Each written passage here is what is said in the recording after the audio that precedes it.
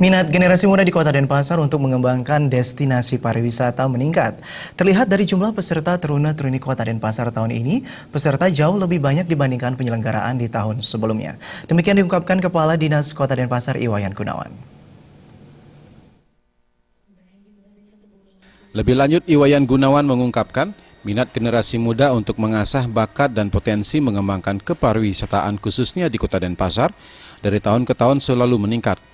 Salah satu indikator peningkatan itu dapat dilihat dari jumlah peserta yang mendaftarkan diri mengikuti ajang Teruna-Teruni Kota Denpasar tahun 2016. Dibandingkan tahun sebelumnya, jumlah peserta yang mendaftar tahun ini bertambah signifikan.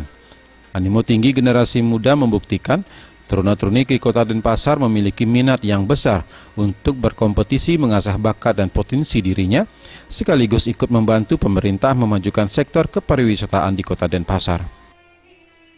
Nah, kalau kita melihat dari perkembangan tren yang ada sekarang ini, terutama dari kita lihat dari setback sedikit berkaitan dengan pendaftaran, selalu memang kegiatan ini disenangi oleh anak-anak kita.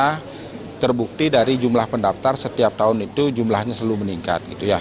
Untuk tahun ini pendaftar yang mendaftar yang sudah melalui proses seleksi itu kurang lebih 122 orang. Terdiri dari yang lakinya Terunanya itu adalah 60, kemudian yang Teruninya adalah 60.